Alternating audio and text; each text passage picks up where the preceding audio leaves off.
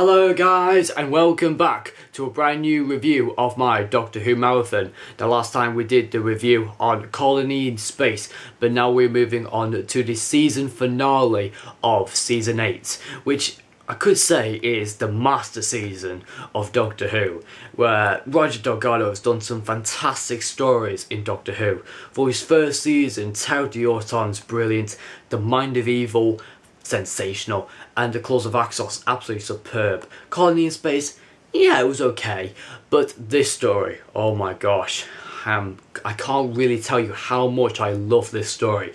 I class this as an absolute classic Doctor Who story.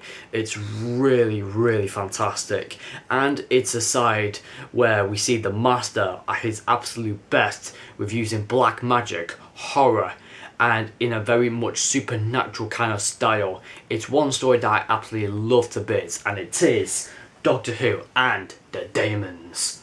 Such a brilliant story that just really experiences Hammer House of Horror for real, and it's one story that doesn't really get a lot of praise for, because although many people would say that this story is overrated, but this story is just not overrated in my opinion. I usually think that this story is absolutely amazing. I don't think there's anything wrong with this story, well, apart from a few mistakes here and there, but that's all during the character and the whole plot really. But overall, I think that this story is really fantastic, and especially with special performances from the Master and also from the Doctor as well in this story.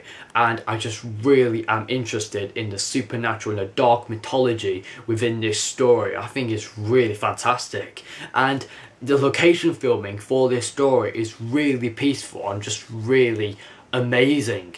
I mean, I would literally just go down there and just spend a couple of days there just inhaling all of that fresh air, because this entire story was based on entire film location with only a few days in the studios, but I think the film location just looks absolutely amazing. And it's so convenient to have a burial ground on the top of where the village is as well, which also adds to the Doctor Who plotline. And the plot is absolutely solid as a rock. I just absolutely love the Daemons. And Azar as the ancient daemon summoned by the Master is absolutely huge and really obedient. I love Azar.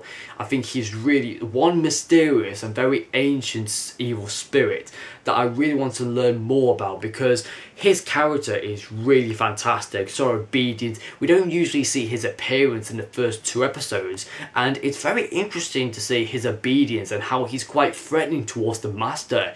In this case, he's very threatening, but then the Master, in usual Doctor Who stories, he's very threatening towards the Doctor and Joe, but in this, he's the one being threatened by, and that's a really difference from the usual Doctor Who story.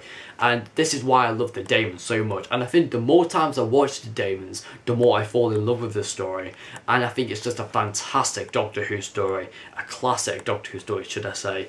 Anyway, let's get straight into the review on Doctor Who and the Daemons, written by Guy Leopold. Now if you don't know who Guy Leopold is, basically Guy Leopold is actually a name by Robert Sloman and also Barry Letts, who are the writers of this entire story, and it really made sense for them to make up a name for this mysterious script when the cast actually read the script, say, oh, whoever wrote this is actually really good.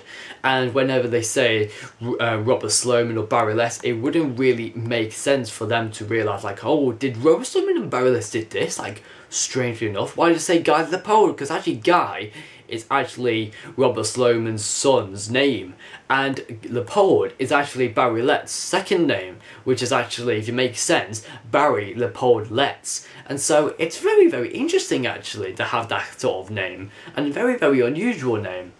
In the peaceful village of Devil's End, something very strange is happening.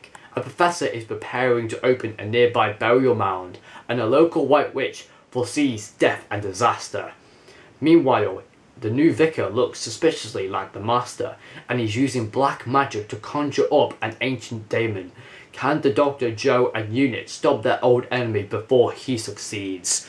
I just really love this entire story, and especially with the Doctor's phenomenal acting in this. I think it's absolutely sensational. Although the story includes supernatural terms, he really finds a scientific explanation to everything, and he's quite a magician, I should say, because although he doesn't really think that magic is something that he believes in, it's something that is almost like an illusion, and the Doctor's always fantastic with creating some illusions and creating just normal things out of the blue, like making cars go on their own. And it was very, very interesting just to see in episode 3, or I think it was episode 4, where the Doctor was actually tied up and was actually going to get burned to death, and then he was saying to the person, you better turn around, and then suddenly Bessie just actually drove on her own towards, you know, the Doctor, and that was really, really strange. And just to see, is the Doctor really a magician? And that's just one thing I just don't really know for sure. Is he a magician?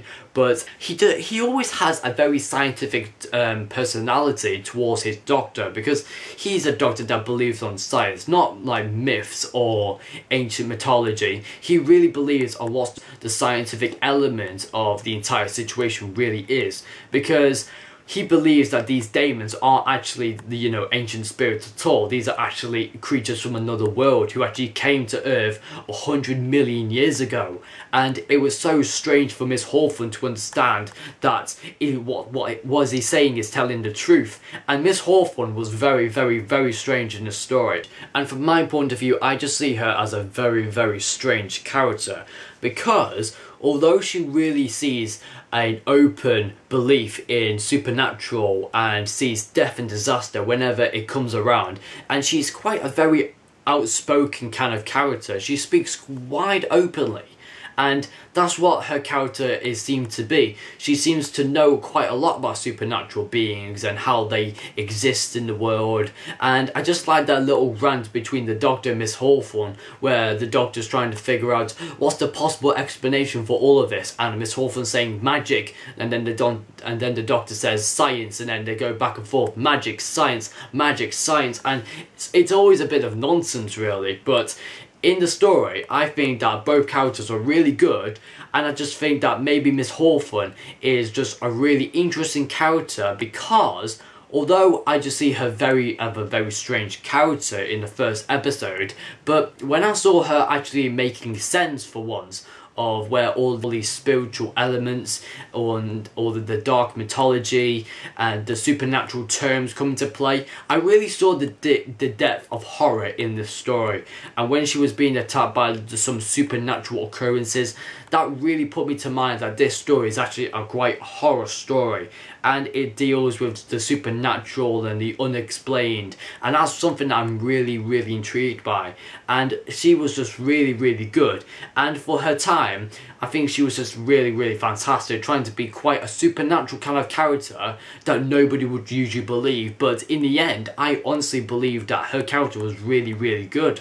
And it added a nice touch to have some person who was quite interested and quite obsessed with the supernatural kind of elements within a Doctor Who story.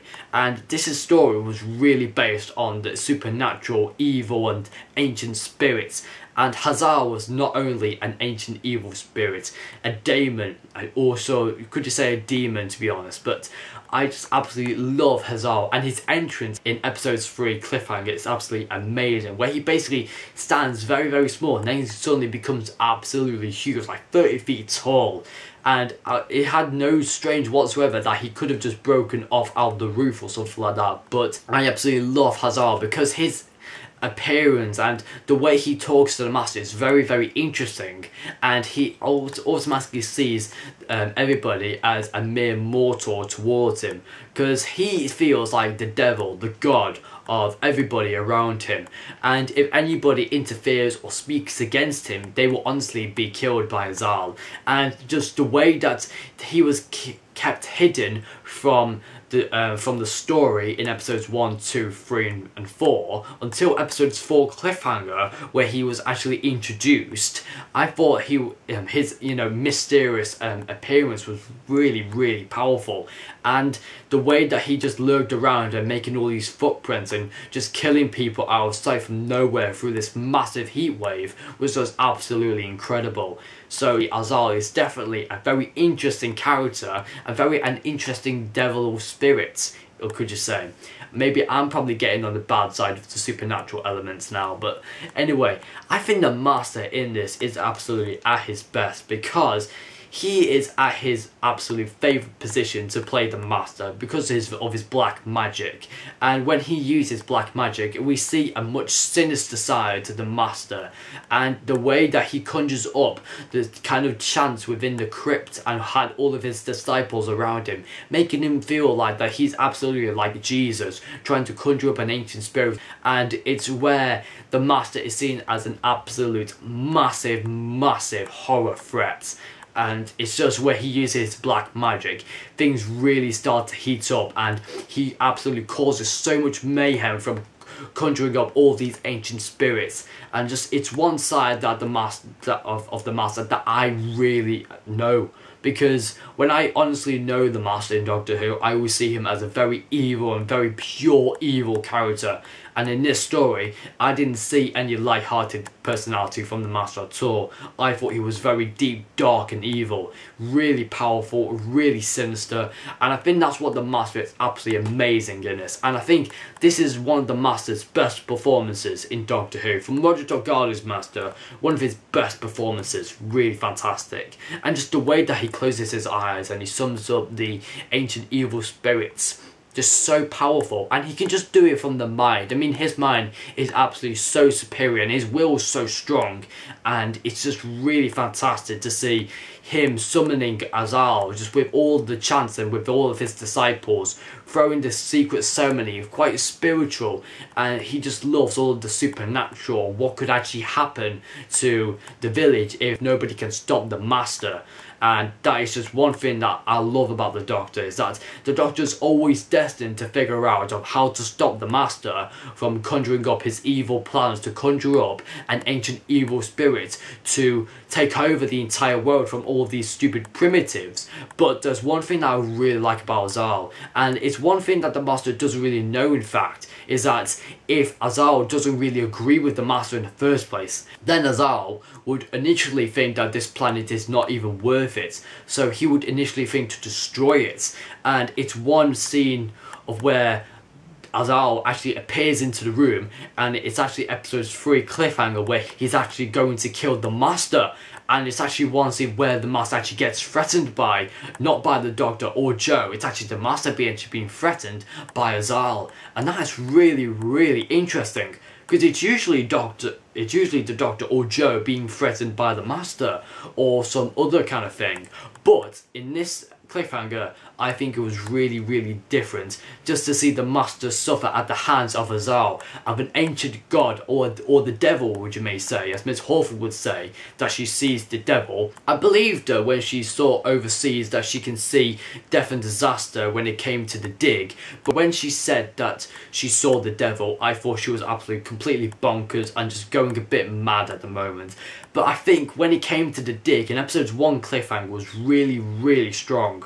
And it just showed that the Master conjuring up his black magic and using the kind of horror and dark mythology elements within his character to conjure up an evil spell to cast upon the village and make the whole ground shake, the world blow round in all different directions, and cause a lot of mayhem within the dig, since the stone was removed and all of this cold freezing water actually froze the Doctor, frozen solid.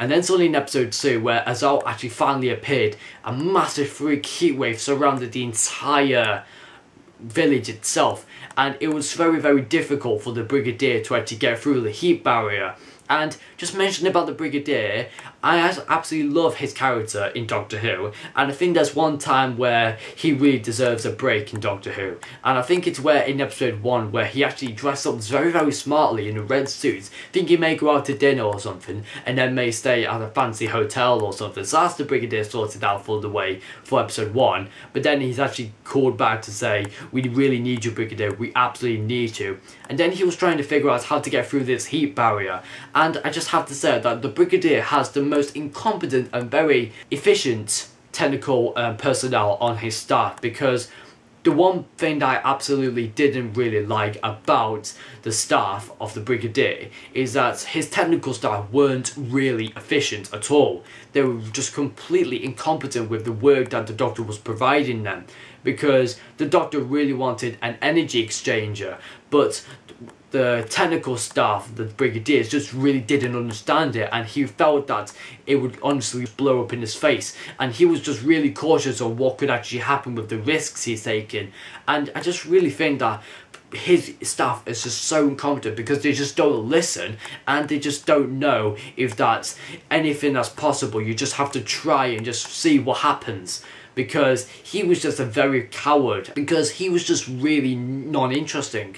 Because although the energy exchanger was absolutely necessary for the Doctor to succeed with the plan, but it's just that the person who was actually building the thing wasn't really listening at all, and just didn't really understand the Doctor as much. So I just felt that the Brigadier just had some useless staff and on hand with his technical ability. I mean, just get somebody who has a real knowledge and has a real idea of what the Doctor's actually talking about, because I felt that his character, who the person who was actually building the wretched thing, was just very incompetable and just didn't really have the ability to listen to the Doctor. And so I just felt that his character was just a really, really annoying in this story. But overall, I just felt that, I think with all the fuss about this energy exchange, I think there was still a lot more to the story that I really, really enjoyed.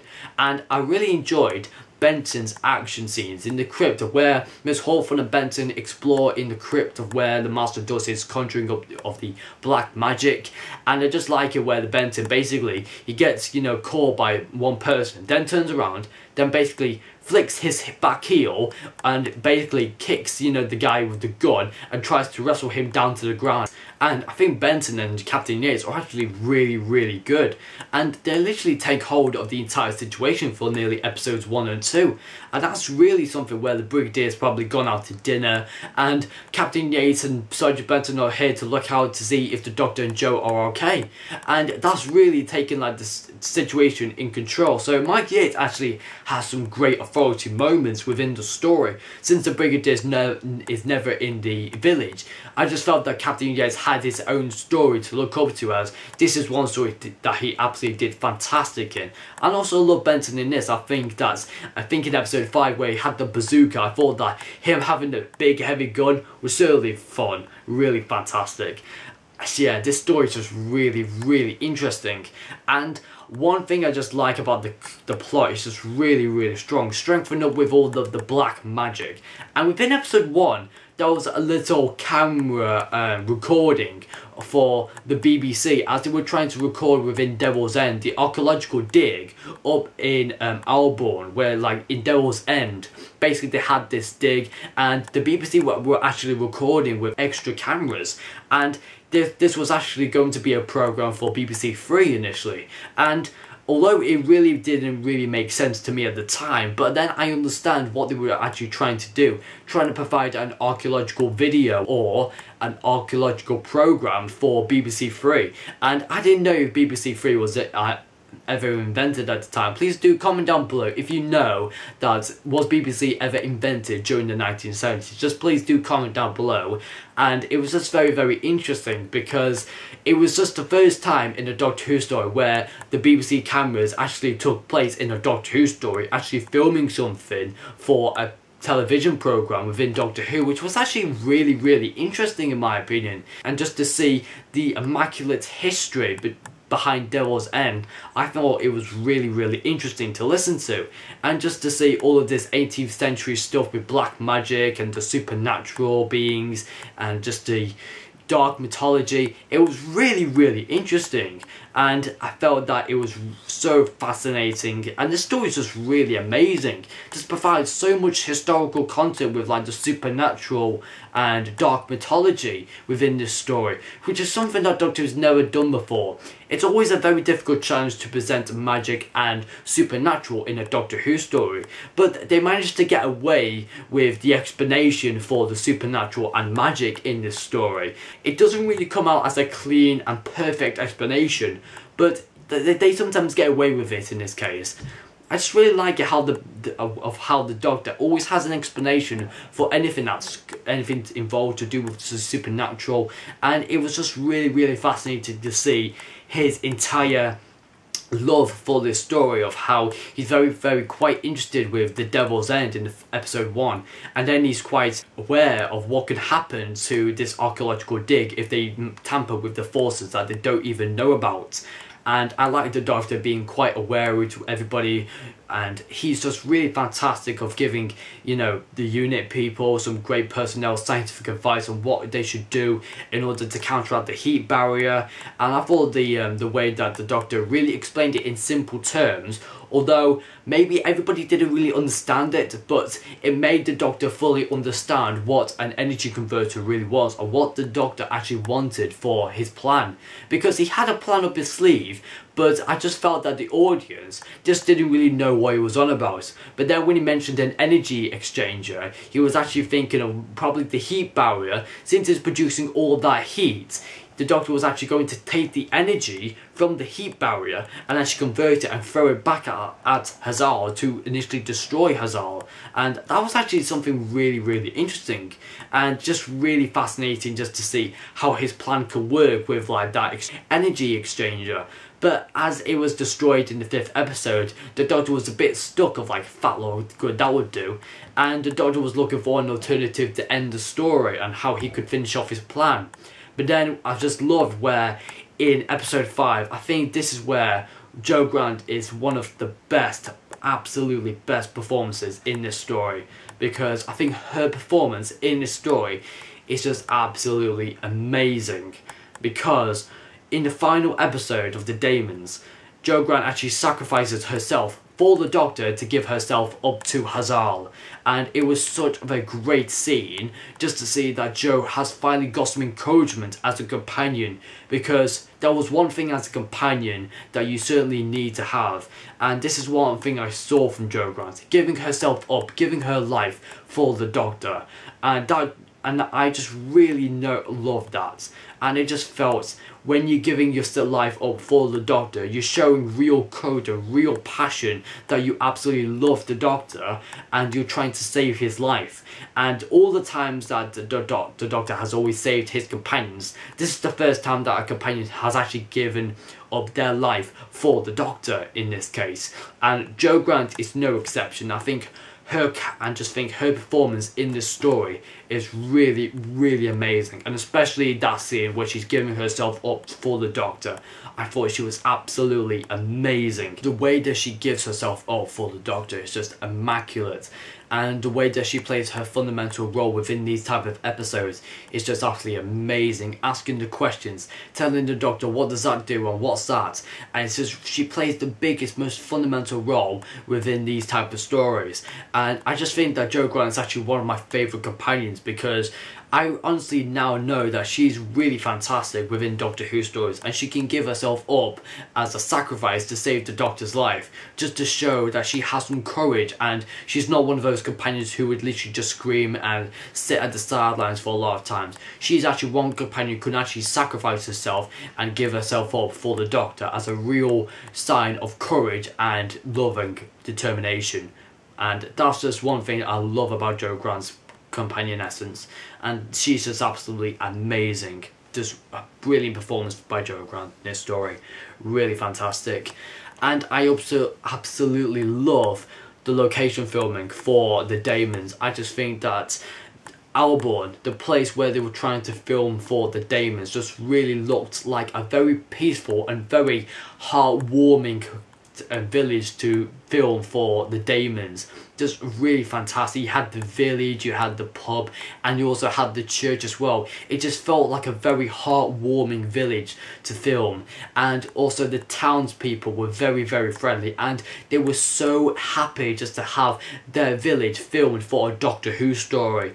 And I just saw it in the special features of the Daemons, where the townspeople were very, very friendly towards the Doctor Who cast, and there was literally so many autographs where John Poe was very friendly towards the children there, having many autographs. And even so, the townspeople also had a few little extra role within the story, adding in with a few extras, and they decided that they should add a little dance with the Doctor Who story to make it quite entertaining, a very traditional Doctor Who classic story within their village. Now, since this village had a lot of history, it felt really, really good to add something to add to their history and to their traditional, you know, culture.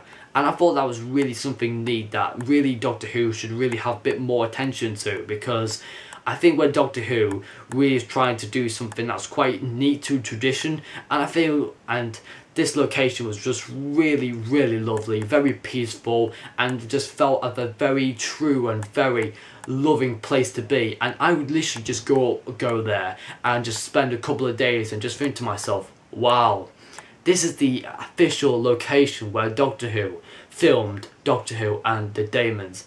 I will never forget that. And it's just one place I certainly want to go there, because it just shows so much history with Doctor Who, and just the way they actually filmed an entire Doctor Who story within this village is just absolutely amazing. And just filming the location is just one thing I absolutely love about this story, because most of the time it's always studio filming, which most of the directors and everybody else is quite a bit fussy over. But it's just when they do Doctor Who stories on location, that's where they get a real excitement and a very much enjoyment from doing the location filming. And then you see all these massive people, huge crowds who are massive fans of Doctor Who, and they were trying to sign many autographs, trying to be in the story, trying to be in a Doctor Who story as much as possible. And they did. They did a little scene of where the Doctor was actually tied up and was actually going to be burnt as a witch for being like a dark evil witch. And this scene was just really fantastic, just to have their little country dancing and their little folks dancing. It was just really, really interesting and very fun as well, very entertaining. And there was one scene where I actually thought that the Doctor was actually a very, very great magician. Even from that little trick of where Bessie was roaming around in the countryside all on her own, just by like nothing whatsoever, but then the Doctor finally revealed that he actually used it by remote control. He always has that scientific edge towards his Doctor, and no matter what happens within each story, he always has a scientific explanation for everything, even if it's supernatural. He's absolutely fantastic. And just the way that he says, "Lamp, I order you to shatter," and then the lamp automatically shatters. And basically you just see Sergeant Benson in the window just basically shooting the lamp and just shattering it to bits, just to prove to the townspeople that he is actually a wizard. I always think that maybe the Master isn't a witch or anything. I would usually think that the Master's more like a warlock. And I thought Miss Hawthorne casting herself as a witch was quite strange again, but it kind of made sense that she can foresee death and disaster, and she can see what could actually happen, and she actually has a full knowledge on supernatural itself and what could actually happen with this dark horror mythology and black magic. And she automatically knows everything from the supernatural to what could possibly happen to magic. And it's just really, really interesting, because I'm currently interested in supernatural and magic just to see if it really exists. I know with most of the talent shows these days, everybody is so interested with magic, but I just really am interested in that supernatural, with like Beltane, the Devil's End, Satan, the Devil's Hump, Aquarius. It's just really, really fascinating, and I just really love all this fascinating history of the Devil's End. It's just really fantastic horror that I really love about Doctor Who classics, and this is none other than a fantastic Doctor Who classic story, directed by Christopher Barrett. And I'm not 200% sure if he directed The Power of the Daleks, but I'm sure he's directed so many fantastic Doctor Who stories, like The Daleks' Master Plan, The Savages, and honestly by his directing, his directing is absolutely amazing, sure to perfection direction, really fantastic. And I just have to say that Bok was the gargoyle in this story, and Bok was almost like a name for that kind of supernatural, or what, you know, the supernatural can call certain ancient spirits like Hazal and Bok. I thought it was quite a neat touch, and I think I like the guy who actually played Bok in the story, because you didn't really want to have somebody who was really massive, really tall. You wanted somebody who was quite small and very quite acrobatic, because he really kind of roamed about in a kind of a light movement, not really much in a heavy kind of movement, kind of really just bounced about, which was really nice actually. I just liked it, where basically the gargoyle was actually just firing lasers from his fingers, just being an indestructible force and a very intimidating threat in my opinion. And especially within episodes 2 cliffhanger, where the gargoyle actually goes into the cave where Joe and the doctor are and just actually attacks them and scares them. Just really terrifying, and the noise it makes is just so threatening and really intimidating. I actually felt that it was such like of a noise that I would literally get intimidated by. It's just really scary. So I honestly think that this story certainly has some horror aspects that I honestly love about this story. I just absolutely love this story because not only has the supernatural elements within the story, but it also has a very much diversity side with supernatural and scientific as well, but also having the horror aspect as well, which Doctor Who has not really done much horror at all, but this is the introduction to Doctor Who horror initially, and I just really love all the black magic and all the conjuring of the spirits, and the Master is just really phenomenal in this. I think this is one of his best performances for the Master.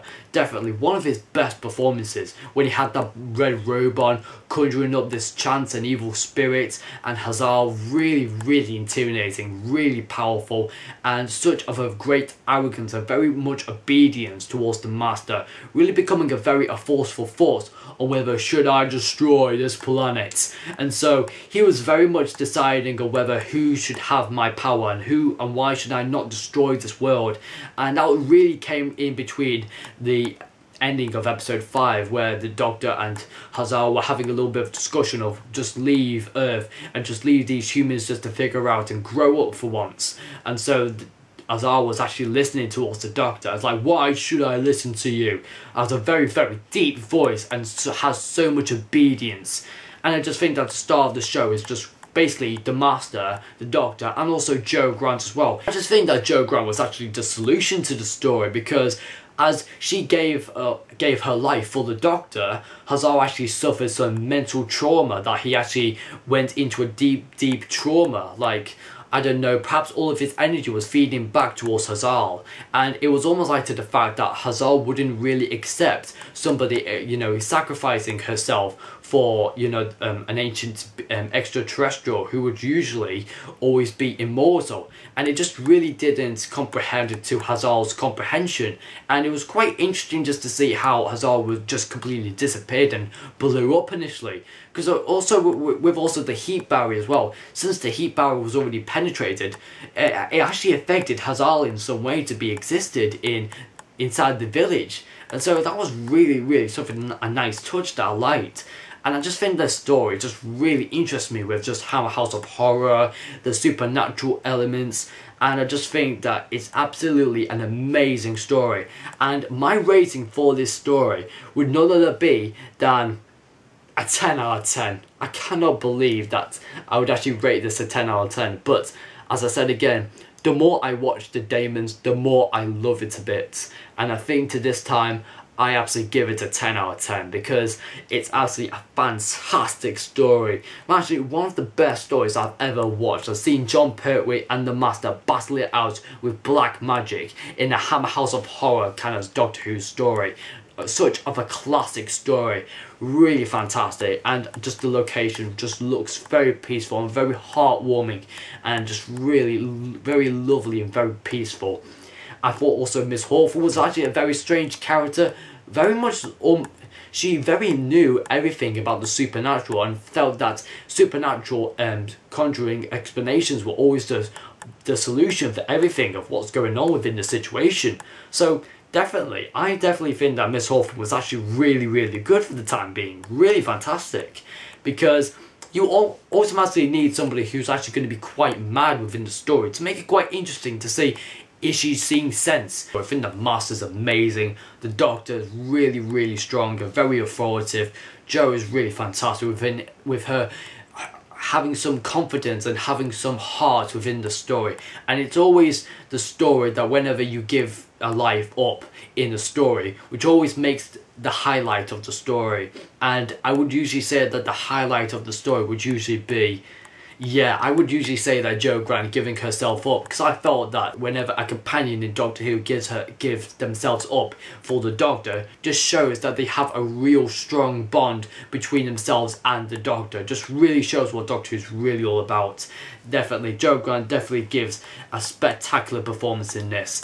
And I also love Unit in this. I think Unit's absolutely brilliant as ever, really fantastic. Some great fight scenes, great action scenes. I really love the action scene, especially when Benton's fighting the people in the church. Really, really love Benton in this, really fantastic. And Hazal, really interesting ancient demon spirit. It's really such an ancient evil spirit that I absolutely love.